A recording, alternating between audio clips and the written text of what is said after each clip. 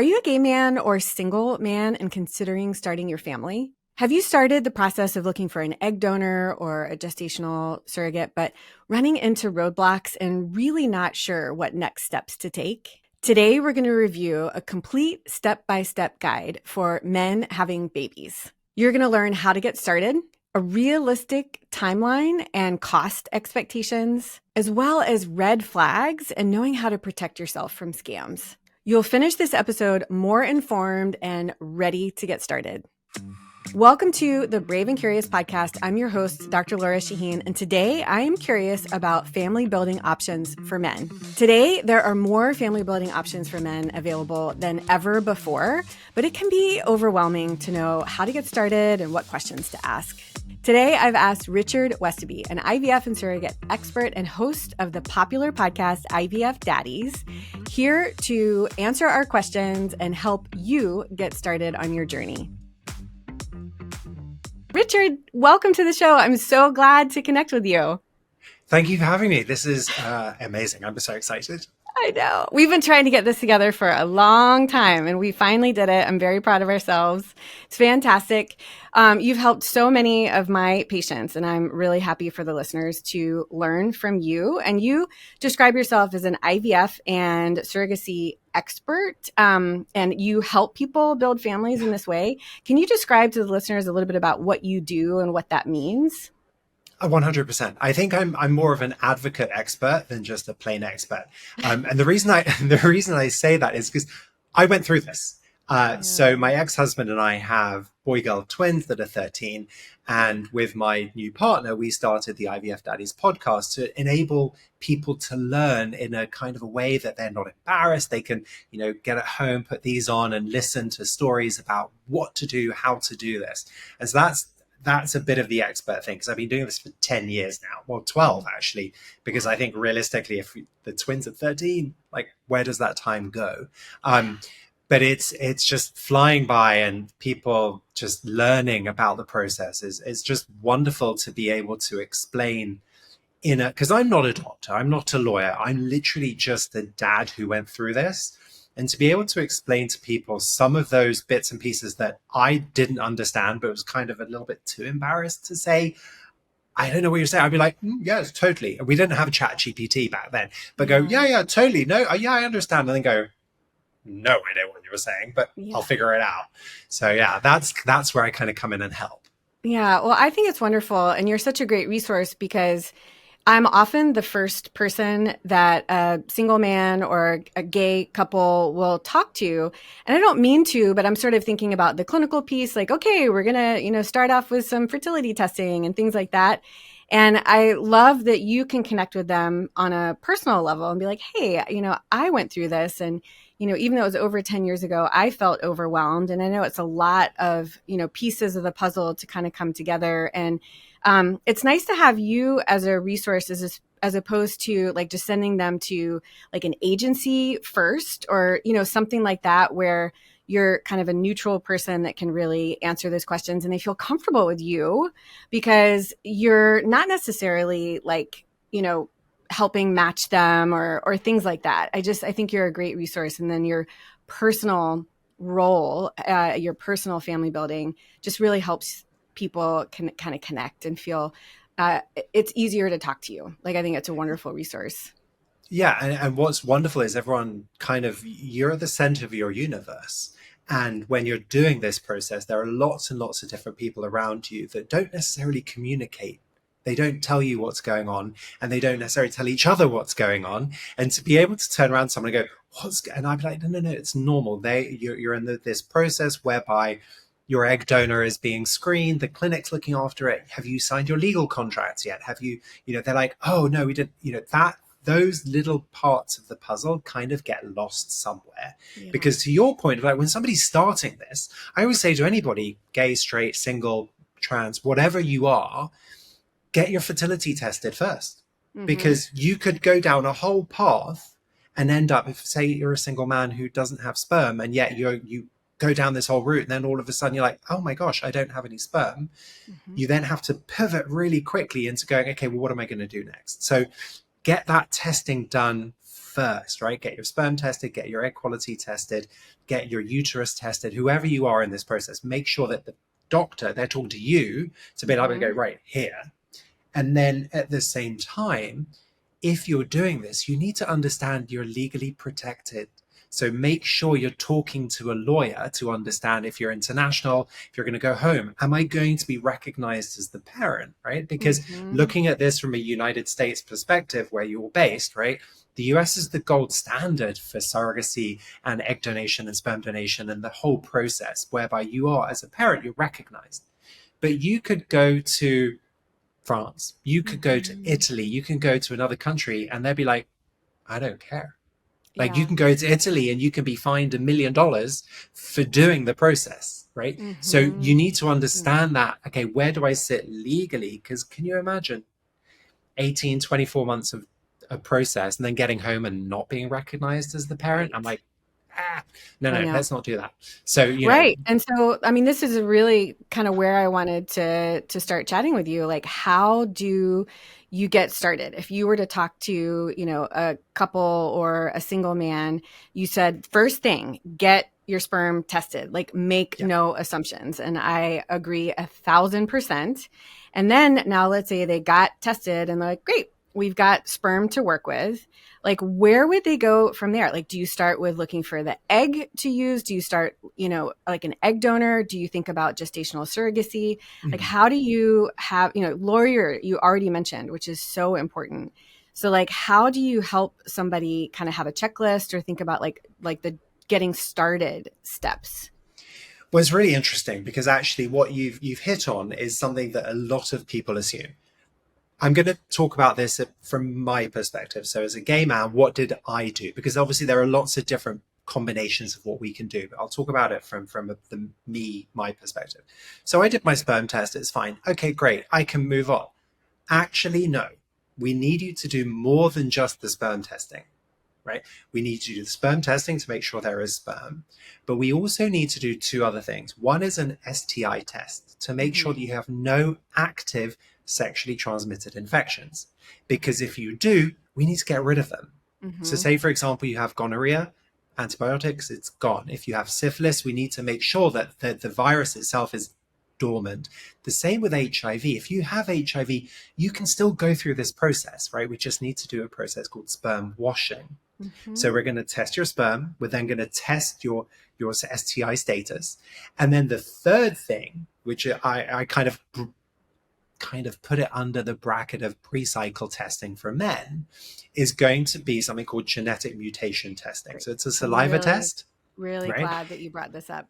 Yeah, so it's a saliva test that is sent to a company, and what they do is they test for the most prevalent diseases in the population, right? Now, what they're doing is they're not saying, oh my gosh, you have this. They're saying you could have it, but we're testing for if you are a carrier of this, right? So I carry the most random stuff. It's bizarre. I was like, I'm perfect. My boyfriend thinks I'm perfect. My ex doesn't necessarily, but you know, when we did the testing, it showed that I was a carrier of specific mutations. I didn't have the disease, but I carried it, which meant that when I'm going forward, if I choose an egg donor who is also a carrier, my child or children potentially could have that disease, right? So what we're trying to do is we're trying to avoid that if we can. So we're going to do those 3 tests in advance, because my genetics aren't going to change. So I could do that testing now, and then in a year's time, it's not going to have changed. My STI status could, like if I'm sexually active, that could change, and my sperm could change as well, depending on my age. And, you know, so those 3 things are the first thing I say to anybody to do: sperm test, blood and urine test, and then genetic testing. Well, I think that's great advice, because I do think that people are really, once you make a decision that you're ready to have a baby, you want it like yesterday. And so you're thinking like, I know I need to match with someone who's willing to, you know, donate eggs or, you know, all these other things. But you're right. If you are a carrier, so an example of this is, say, cystic fibrosis. Like, that disease is because that child inherited a mutation from the person who had the egg and the person that had the sperm. And the people that you're talking to, my patients, I say, listen, absolutely, you might not have cystic fibrosis. Nobody in your family has it, but you can still carry that mutation. And you have the ability to match with somebody with different gametes that you don't pass on that risk, a 1 in 4 chance of having a baby with that disease. So I love that you brought that up. And it is important to kind of do that up front so that when you're starting to match, it's so heartbreaking to find an egg donor that you just absolutely connect with. It's just your dream egg donor. And then you do genetic testing and find out that you aren't a good match. I love that you brought that up. That's fantastic. Yeah. Okay. We've done this testing. Now what? So now and you bring up something really, really important, right? The sperm bit is done, and then you're going to move on to the eggs. I always say to people, when you are looking for an egg donor, you can find them however you want, right? You could go and use a family member, obviously not like a sibling, but you could use a family member or you could use a friend.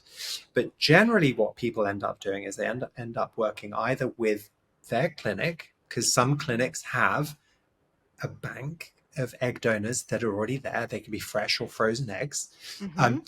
Those donors will have already been pre-screened. Mm-hmm. And coming back to what you were saying about this emotional roller coaster, like you step onto this train, it's going up and down. That roller coaster is up and down, right? What we're trying to do is just minimize the highs and the lows and just make it a little bit more like even keeled. So we've got our testing, and then all of a sudden we're looking at these donors, and these donors have their testing. So we in advance can say, gosh, this one looks amazing. Can't use that. So before your heart is set, you can go, we can rule her out, right? Mm-hmm. Now, if you're not working with a clinic, you can work with an egg donor agency or a concierge service.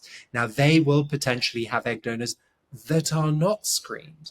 Right. So you may end up falling in love with the donor and then her being denied because of that genetic screening, right? So the next step is that egg donor part. And that's where I really recommend talking to the doctor and the clinic and saying, okay, where do you sit in this spectrum of IVF clinics?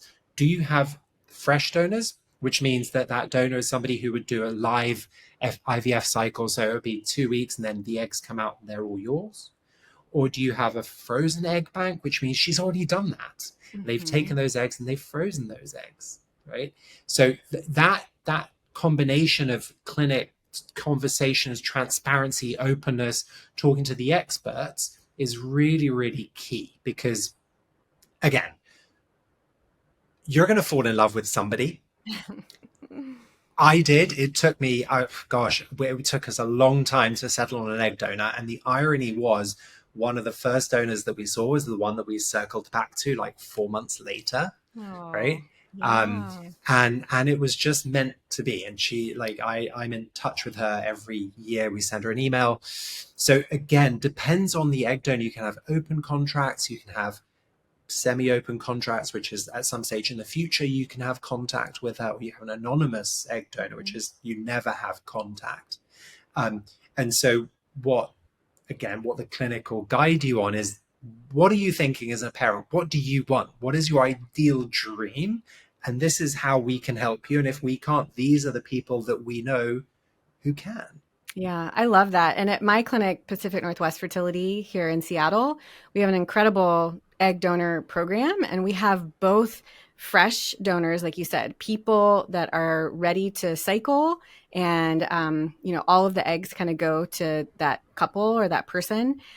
Or we also have a donor egg bank. And like you said, the benefit of that is that the process has already happened. The egg retrieval has already happened, and those eggs are ready to go. And there's pros and cons of each, but finding a clinic that could talk you through the pros and cons, or even just, I imagine listeners just not even realizing that there are frozen egg banks out there where the testing has already been done and the eggs are ready to go, or just not even understanding that some clinics actually do provide that service. I could imagine people just doing like a internet search and just coming across an agency and not even realizing that in general, agencies are just matching you with a person that's willing to donate their eggs, but they haven't done all of the screening. Whereas if in our clinic, like if you are looking to match, these people have already been screened. We find them to be, ready to go and excellent,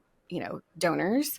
So yeah, I want people to like listen to this episode first, before they just get so excited and like kind of go through. And you are right. You can do, um, you know, known egg donation where you bring a person to the clinic that's willing to donate their eggs, and you could kind of go through the testing and things like that. But the majority of people honestly will use someone that they don't know, kind of like very similar in sperm donation. Like most people will go to a sperm bank or kind of use anonymous, but most IVF clinics are open to both. It might be a longer process if you are using a known egg donor, but it's usually something that you can talk through. Okay, these are such good tips.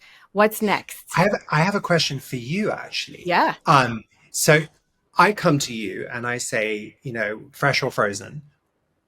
You've said there are pros and cons to each. Could you maybe give me 2 pros to why fresh and 2 pros as to why frozen? What would you say to me in this instance? Yeah.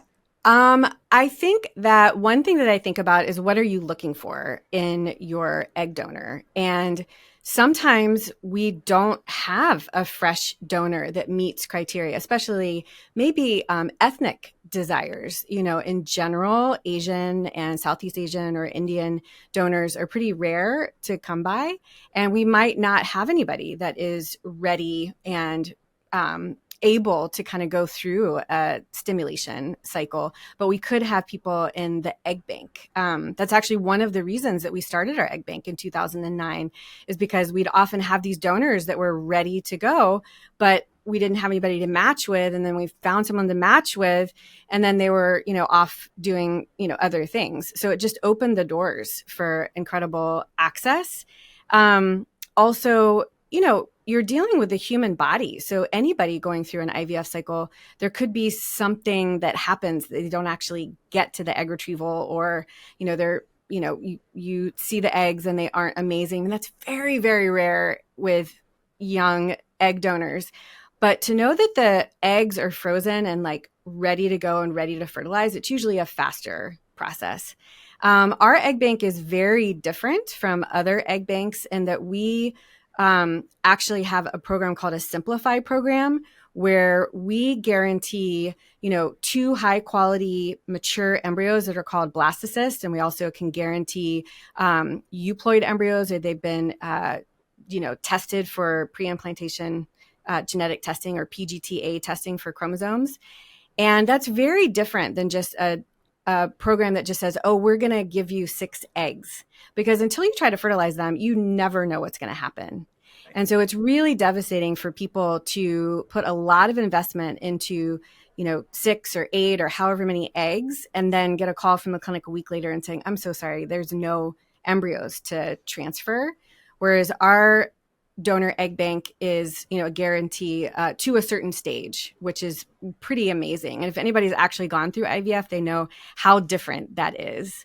And so some people really only want to have one child, or add to their family. And they don't want to have a lot of embryos frozen and kind of dealing with what to do with them later. And if you do a fresh match cycle, in our clinic, like on average, it's like 8 to 10 mature, beautiful blastocysts that are frozen and ready to go. Versus someone saying like, and our success rates are so high that they do one embryo transfer and they've completed their family, and then they're struggling with what to do with all these embryos. So some people really like the idea of this kind of like, embryo guarantee, fewer embryos, for ethically, reasons. And then also just the availability of the donors. So it's incredible to be a physician that is in a practice that's able to offer these different options. It takes a while to talk people through them to understand, but it's really worth it because it starts off with like, what are you looking for? What are your family goals? What is the strategy? Do we have that available? And it really is, in the long run, it's a faster process and quite honestly less expensive if you work with our clinic. But if we don't have the donor that's perfect for you, then some people do go to an agency as a second step to find that perfect one. So that was Amazing. probably a long answer to what you were But thinking was it's going to be so a key. short. No, not Yeah. at all, because it's so key. Like, again, I always believe in being informed, right? If you're informed, you are empowered. And I think Mhm. conversations like this is so important because everyone, to your point, is like, oh, yeah, I'll Google it. And then, oh, here we go.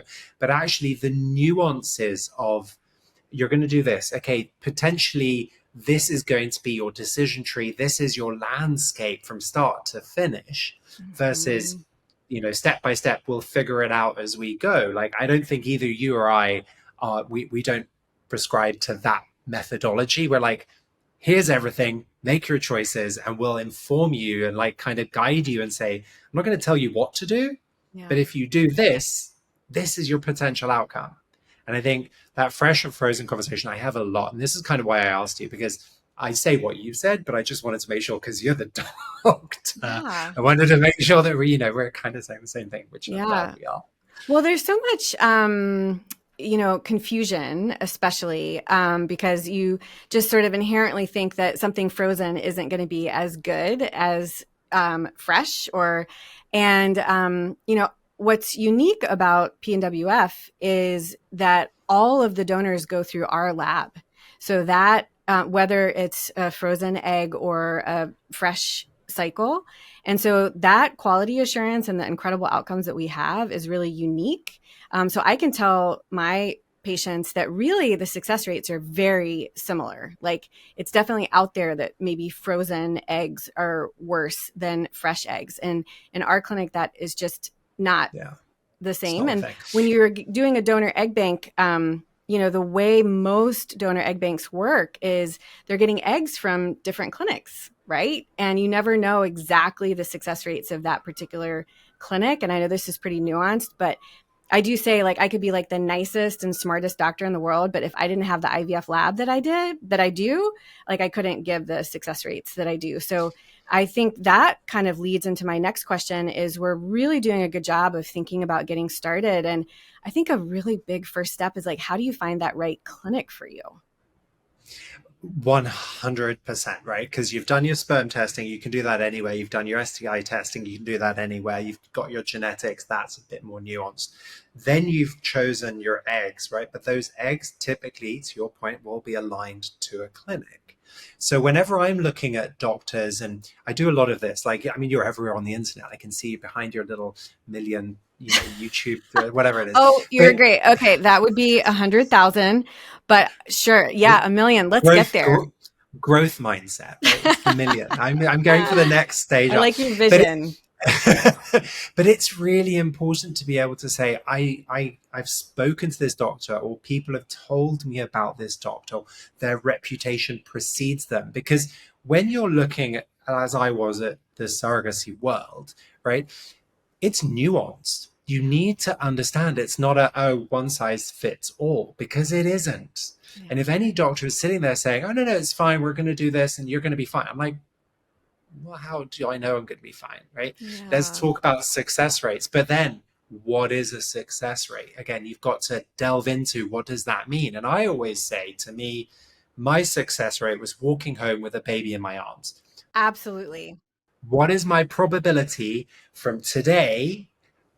What is my probability of walking home? And if you ask that question versus what is my implantation rate, what is my success, like, how am I going to walk home with a baby? Give me a number.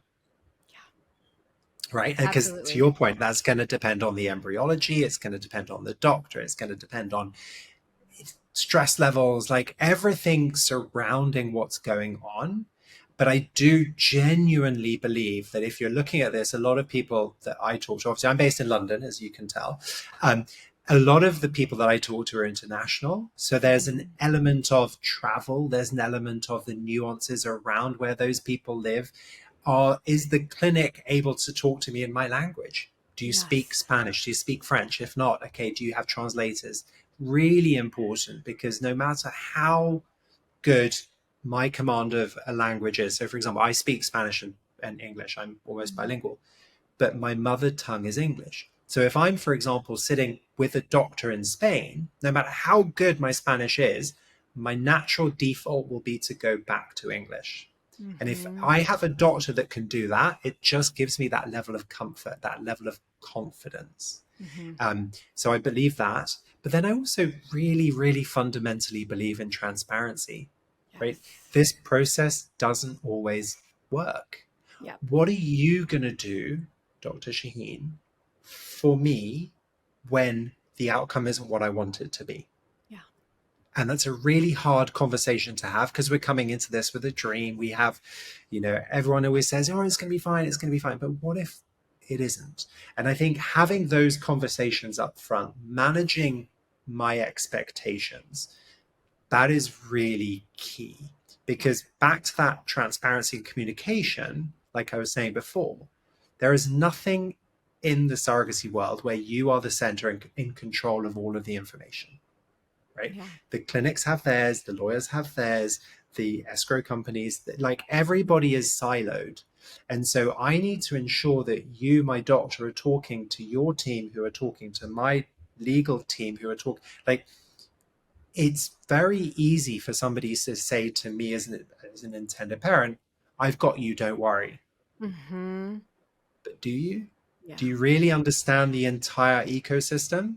And if Yep. you're working with a clinic that doesn't do a lot of surrogacy processes and understands the nuances, that to me is a little bit of a red flag.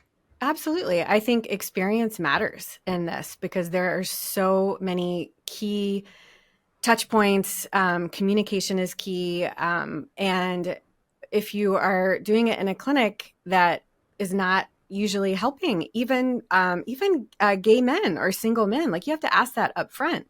Like, is this something that you do on a regular basis? Like, are you going to help me with like the checklist? Like, who am I talking to? I also get questions from patients around the country, at least in the United States right now. There's such differing feelings and laws around parenthood right now. And I personally have had friends that they're pregnant right now, and they were going to go originally to a red state because that's just who they found first on an internet search. And that doesn't mean that somebody won't get great care. This is nothing against it, but I would say, I'm practicing in the state of Washington, the state of California. Some other states have really amazing parent forward protective laws. And when you're dealing with IVF and embryos and LGBTQ rights, and I don't know if you're talking to your US patients about that, but I've absolutely had people ask me questions like, I feel like IVF is under threat. Like, if I have embryos stored in the state of Washington, what does that mean? I'm having those conversations. Yeah, 100%. But it's random things. Like, I don't even remember last year when basically half of Los Angeles burnt down, Oh, right? What yes. happens to my embryos if they're in a clinic in LA? What procedures do they have in place to be able to guarantee that my embryos are going to be safe? Yeah. Right? It's not only on the political front that we have these conversations, and we do, because again, coming back to these nuances of, you're talking to somebody and say, oh my gosh, I've got this amazing friend of mine who lives in Louisiana and she wants to be my surrogate. You can sit there and go, hey, wait. Have you checked legally whether or not you can do it? Because you know that Louisiana, you can't, right? Because you've done this a lot. Whereas potentially somebody else be like, this is going to be fine. It's not a problem, And those nuances, that experience, that day-to-day living of going through this process is really, really important. And I do, and thank you for bringing it up. As a gay man, it is incredibly difficult to talk to people who are like, I'm not going to care for you because of your life choices, Mhm. who I am, the fact that, but it's a reality Yeah. and it Okay. sucks, right? But what we have is we have people like you. We've got doctors around the world who are like, why wouldn't I?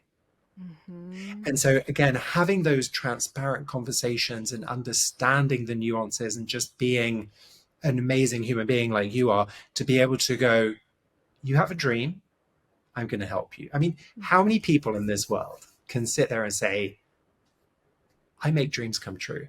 Mm. You do, right? No, I Richard. do every day. Like, we get, like, that life has its ups and downs, right? There's lots of things going on, but when you get an email or a WhatsApp picture of a baby so and so born today, I'm like, my Oh, heart just swells. I just got chills. Yeah, it is such an honor. Truly, truly. Yeah. We're going to get back to learning more from Richard in just a second, but I wanted to pause and thank you for being here. This show is here because of you, and I appreciate it so much. You can help others find the show by taking a few steps. First of all, follow the show wherever you're listening so that you don't miss a weekly episode. And next, take a minute to give us a review. 5 stars would be amazing. Leave a comment for what you found valuable from this episode. And if you know someone who could benefit from the information shared in this episode today, share it with them. Now let's get back to learning. How do you, I love your international perspective, and just curious, how do you talk to people? Because I feel like a lot of people would say, gosh, I want to do this in a different country because it's so much less expensive. But how do people navigate, laws Mhm. and parenthood and, protections? And, how do you answer those questions when people are looking at different countries?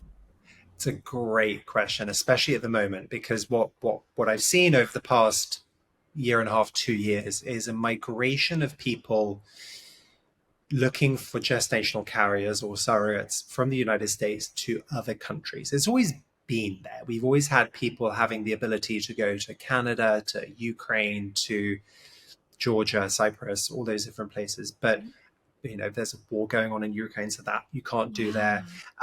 So we've had people migrate towards working with Colombia and with Mexico and Argentina, specifically for the surrogacy part. And what they're doing is they're looking at it from a pure cost perspective, because when you look at the whole process in the States, you're looking at anywhere from start to finish, 220 to 250,000 US dollars, all in insurance, because you have to have insurance for the surrogate and your baby, IVF, egg donation, surrogate agency. Like, it's a house. Yeah. Like, I sometimes joke that my children should be called Rolls and Royce, because Oh, yes. that's right. That's what it Right. costs.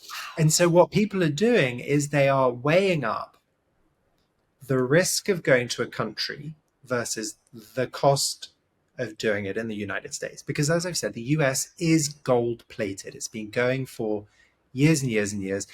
The intended parents are protected, the surrogates are protected, the egg donors are protected, everybody's legally protected, psychologically protected. They have consultations throughout the process to find out how their mental health is doing, right? It's the gold standard. But I get it, not everybody can afford that, so they're then going to look at other places. But what I've seen is a lot of people are creating their embryos in the United States and then shipping the embryos abroad, because they want that quality of care. They want the confidence in the process of the US. That's not to say those clinics aren't very good, because they are very good in those countries.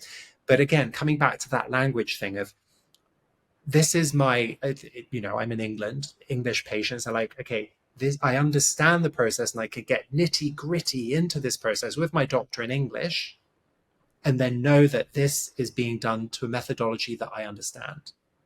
Donors are known. You can have, in places like Spain, for example, your doctor will choose your egg donor. You don't get to choose your egg donor.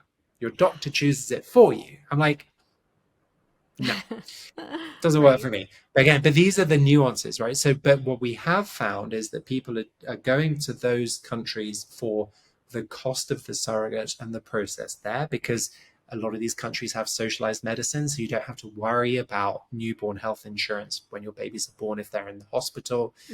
But that, to me, also comes up with ethical considerations, right? Yeah. There are surrogacy agencies that are very, very good in those countries, and then there's some that are not. Yeah. And it really, like, I currently, a friend of mine is an Australian. He ended up choosing to go to Argentina, and there was a problem in the process. He can't leave. His child was born in February, can't get a birth certificate. Oh Okay. gosh. And all because in Argentina, every time that you were doing an embryo transfer, they had to sign a piece of paper. The surrogate had to sign it in front of the judge with the clinic. They didn't do it. So the first transfer didn't work. The second transfer did, but they forgot to sign the paper. Oh my They being goodness. his agency. So he's now stuck. Oh That, gosh. yeah, I mean, like, that would never happen, or 99.9% would not happen in the United States. Mm-hmm. So, your risk tolerance is again, like, I get it's a ton of money, but it doesn't all come up front. It doesn't all come at once, right? But it's a ton of money. And if you're like sitting there going, my dream is to have a child, and somebody's given me this shiny option, and you're like, oh my gosh, I can do it. I understand. Like, I totally get it. Yeah. But if you're thinking about that, ask the questions. Can I get home? What does the process look like from start to finish? And understand everything, because you're going to be sold a dream. Yeah. Just make sure that dream doesn't become a nightmare. Right. And I know there's reproductive lawyers, of course, in the United States that help with, contracts and understanding real legal, very important topics. Are there lawyers that could help somebody understand internationally? Like, I guess they would be able to understand maybe when you bring the baby back, the adoption process here in the US, or how does that work? So interestingly, if you think about it, if I'm a lawyer in Spain, I can only practice in Spain. Yeah. I can't practice in America. I'm not a lawyer, and I understand the legal process in lots of different places. So I can explain, but I will always say you must talk to a lawyer. Just like I can talk about basically the embryo creation process. I'm not a doctor. You have to speak to those experts, right? And there are 100%, there are lots of experts around the world, but wherever you live, you must talk to a lawyer where you live to understand how it's going to work when you get home. Yeah, and I would say that in the States too, you have to talk to a lawyer that's in the state of Washington, not just a US lawyer. It's really important as well. If you live in Washington and Right. your surrogate's in Washington and I believe again that your egg donor can basically be based anywhere because it's where they come. So where the clinic is based. But if I went through the process in the US, right? So my children were born in Arizona. I needed a surrogate, a lawyer for me and a lawyer for my surrogate, Yeah. both of whom were registered in Arizona. They didn't necessarily need to live there, but they needed to be approved to be able to work there. Mm-hmm. And so what we ended up with, my surrogate had a local lawyer, and then I had a US lawyer who could represent me there. And they had off counsel, which is somebody locally to kind of go to court and do the bits and pieces. So in the US, it's really important to have a lawyer that you can have the same lawyer for your egg donor contract as with your surrogate contracts, right? And then they can do all the court paperwork for being recognized as the parent. But there is a nuance, and you just touched on it there. So as a Brit, my children are both recognized as mine. I don't need to adopt my child. They've both been recognized. I have twins, 2 sperm sources, 1 egg donor. Mm. Both have been recognized as mine by the UK. In the United States, there are certain states where you biologically are recognized as the parent, but then to be able to travel around the United States and be recognized, you have to do a step parent adoption or a second parent adoption. That then means that you are recognized. So it's like a lot of people that I've spoken to in the States, like, no, we're good. We're good. We've got the birth certificates. I'm like, yeah, but don't forget, you need to do this paperwork too.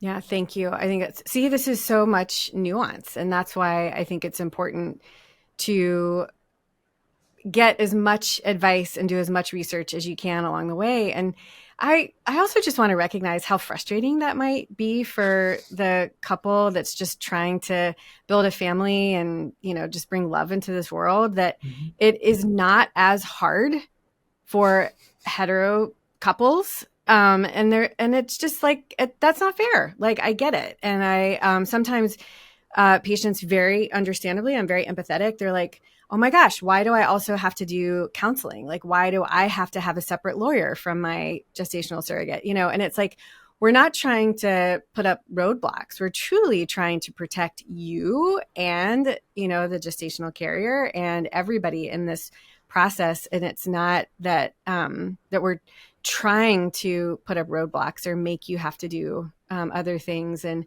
I just want to recognize for a second that it really it stinks, and it's not fair, but it's not, again, it's trying to protect everybody involved so that you don't have like an issue like your poor friend that is stuck in Argentina right now. I mean, it's just there's a lot to think about. Help me with a realistic timeline. Like, we've talked about so many things and processes. Like, if someone was just listening and thinking right now, I really want to have a baby, I'm ready to start my family, how long from today to having a baby in their arms? Yeah. So if someone comes to me and says, I want to go, go, go, go, go, you can run this process simultaneously. You can start your search for a surrogate, you can start your search for an egg donor, you can do your sperm all at the same time. Realistically, I'm seeing anywhere between 15 to 24 months, right? Yep. And what that depends on is a couple of things, right? The sperm part, that's 2 minutes and it's done, right? Like, finito. But finding your, well, for some, for your egg donor, again, if you're going to come to the clinic, right, and you have frozen eggs and I want to get going, I'm like, I want to go, I could pick somebody tomorrow, fly to you guys, my sperm is there, right? Okay, when can you make the embryos? Right? That could be really quick. But for me, for example, it wasn't, because trying to find the perfect egg donor, you're always second guessing, and then you're like, oh my God, who did that? It took us 5 months. Right. So, but quick, I would say 15 months. But again, the variables that kind of come in, there are some agencies that you work with. You can find surrogates independently. You can find surrogates on Facebook. You can find surrogate, like there's a thing called Nodal you can find on there. I recommend anybody who's going through this for the first time to work with an agency, because you don't know what you're doing. Yeah. And you don't know what you don't know. The unknown unknown. Right. Absolutely. Yeah. And I think, surrogates have done this before and they're like, I'm good, we're good. They've done it before, great. But as an intended parent, you haven't. And I always used to say, I to my ex, and I was like, well, we're pregnant, and we're not pregnant. She's pregnant. She's done it before. And a great friend of ours, Patty, actually ended up being an obstetrician gynecologist in Arizona. So she took care of Angela, who was our surrogate. And I was like, should I ask her if she needs a gym membership? Should I ask her if she, and Patty was like, okay, Richard, she's done this before. She knows what she's doing. Like, leave her alone a little bit. Yeah. But then there were times when the agency would step in and they would be like, okay, she needs to do this, she needs to do that. Not in a bad way, but as a reminder for her and for me. And I think that is really important. So I personally value having that agency relationship. But again, that's a money variable, right? But there are agencies that don't take any money until you match with a surrogate. And there are agencies that take money up front, and then you have to wait for 10, 12, 14 months. So big question, where is that money going? Because can you imagine, you give somebody $10,000 to get onto a waiting list, and then that company closes. Oh my Where is gosh. where is that money? That company gets bought. Where is that money? Is it yours? Right? So these are the little, again, coming back to those nuances of, you won't know that going into this, because you're going to talk to some incredibly reputable surrogacy agencies who've been around for 20 years and they've run a very tight ship. But how do you know unless you ask the questions? But you don't know the questions to ask because Yeah. you've never done this before. Yeah. Yeah. Well, and I wanted to talk about some red flags. And, Ooh. there's some pretty scary stories out there. Like you talked about your friend being stuck in Argentina. I know there was a couple of years ago, Thailand completely shut down, and there were people that couldn't get their kids out of Thailand. There's really bad actors in the kind of escrow arena. And how can people protect themselves along this process so that they don't rush through and then, Yeah. kind of not know what to do at that point? Well, that's a great question because, frankly, if I see a red flag, I seem to run straight towards it. I don't know why, but that's just story of my life. I think, again, you've got to look at the different stakeholders, right? And again, this is where it's really important. You've got that information that somebody comes to you and says, hey, I'm thinking about this escrow company. You can go, oh, hang on a sec. They were just on there's, somebody mentioned these to me. There's a problem, right? Yeah. If we look specifically at escrow companies, right? An escrow company is where you put your money in order for that money to be able to pay out expenses or the surrogate fees, but also for your egg donor, right? Because if you're going to go through this process, they want to know that the money is there in order to be able to pay her what they're owed. There's a compensation element. Yep. Because can you imagine you're halfway through and then you say, I've run out of money. Yeah. There's a problem, right? That could mean that you are putting up to, say, 150,000 US dollars into a trust account, into a bank account, into somebody's escrow account, right? Mm-hmm. And this happened last year. There was a company where they did that and then they overnight disappeared. There is a federal bond that can be put in place by escrow companies. So when you are talking to escrow company, how much are you protected up to as a company? Because if you have 100 people at $150,000, that's a lot of cash. Yep. That bond, in theory, should kick in and protect your money, right? So that is a really, really big one on the escrow side. But again, how long have they been around? Like the reputation, ask those questions of anybody that you're talking to.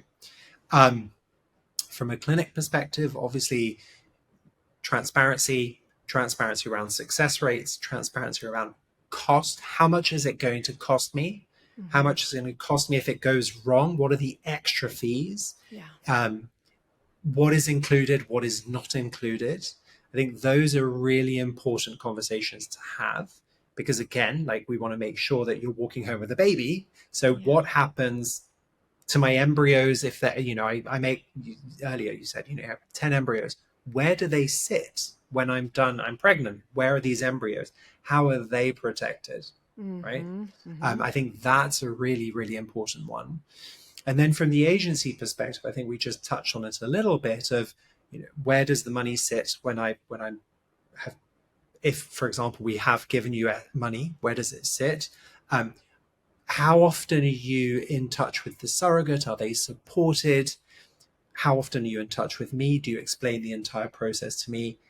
And there's a common theme here. I'm not sure if you're picking up on it, but it's transparency and communication. Definitely. And if you're feeling like your questions are being dismissed, you mentioned this a little bit earlier, like, oh, it'll be fine. Red flag. That's not an answer, right? Yeah. And I think a really good question is if you are having to put a down payment with an agency in order to find a surrogate, is there at least sort of a end point? Like, is that for a year? And then maybe if you haven't been matched, can you get it back? Or if you are able to even connect with another agency, or is it just, you're really limited? Because what if there's all of a sudden a surrogate that's available over here, but you can't match because you've already, signed on to this agency that doesn't have anyone available? So just signing up with an agency doesn't mean necessarily that you're matched. And so ask the questions like, what happens if it's been a year, if it's been 2 years, like, what's the end point? And what fees are non-refundable? There you go. That's a good one. Yeah. right? Because also, if you sign up with an egg donor agency, say for example, I found the perfect donor in a tiny agency and they have 10 donors, but this is the one for me. And it's I pay my fee, and then all of a sudden she decides she doesn't want to donate. Mm-hmm. Totally her choice. I Yeah. can't force somebody to do that, right? I'm like, Yeah. I would love it. And then all of a sudden I've paid this fee, I haven't got the egg donor, and they only have a limited amount. And then I'm like, hang on a sec, but I don't like any of these donors. They're not what I Yeah. wanted. Yeah. What, Exactly. what happens to that money? Do I get it back? Do you keep a portion of it? Like there's a lot of, so obviously legal firms are regulated, clinics are regulated, surrogacy agencies are not regulated. Yeah. So there's a lot of gray zones. And I think having those conversations with the agencies, if they are open and transparent and communicate well with you about what's happening, that's Mm-hmm. that's a green flag to me. Yeah, that's great. That's really great. And you did touch on this. You said it very clearly, but very important expectation, a realistic understanding of all in costs. Can you just say that again and where these pieces come in? Like, because you said basically 200 to 250,000 US dollars. Like, Yeah. where, people say, like, gosh, I thought IVF was just like, maybe 15 or 20 at the max. Like, Mhm. what are we spending on here? Well, yeah, exactly. So I would break it into almost different buckets, right? So you're going to have your IVF clinic costs. So when you're working with a surrogate, you're going to have and an egg donor. So I'm going to bring it back to me because it's always about me. No. Circling back. Circling back. No, it's That's my helpful red flag. because it's your experience and you are Yeah. helping a lot of people going through the same experience. So Yeah. thank you. So gay guy needed an egg donor and a surrogate. So that meant that I had to pay an agency fee. I paid an egg donor and I paid the surrogate and the surrogate fee. So from the clinic perspective, I needed to pay for everything because these are amazing human beings who are helping me have my dream. They should pay for nothing. Zero. Yeah. They should be the ones that actually are being compensated. And frankly, you couldn't compensate them enough, in my opinion. But so that part, you're going to have your IVF. So the lab makes the embryos, does all those different things. PGT, if you want to do the chromosome testing Mm-hmm. for different, it's in the United States, you can do sex selection. You can't do that in most countries. Mm-hmm. That part is going to be between 50 to 60,000 US dollars, right? Mm-hmm. So then you're going to have your legal part. So that again will be connecting, potentially doing a surrogacy agency review on their retainer. You're going to do the egg donor contracts. You're going to do surrogate contracts. That could be total about 20. So you've got 60, 80, right? So you're already at 80,000. Your surrogate.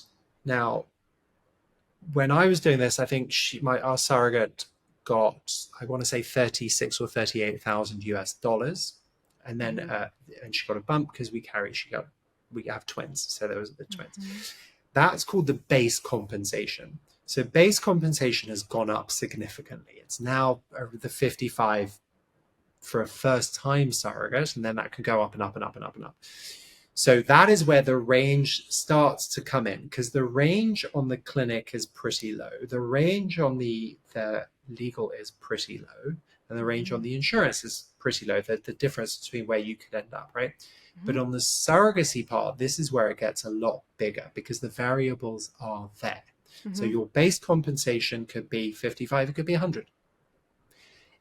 If you have, we put in 2 embryos, that's twins, therefore there's extra. But if you're budgeting to have 1 and it splits, all of a sudden there's extra. She may have bed rest. She may have, complications. She may have to, if she's on bed rest, somebody needs to clean her house. Somebody needs to go buy her groceries. Somebody needs to help look after the children.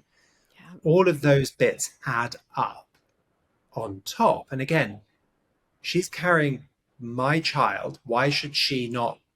Why, it's like if she then has to pay for childcare, that I should be paying for that, not her. That's not fair, right? Yeah. So that can go up and up and up.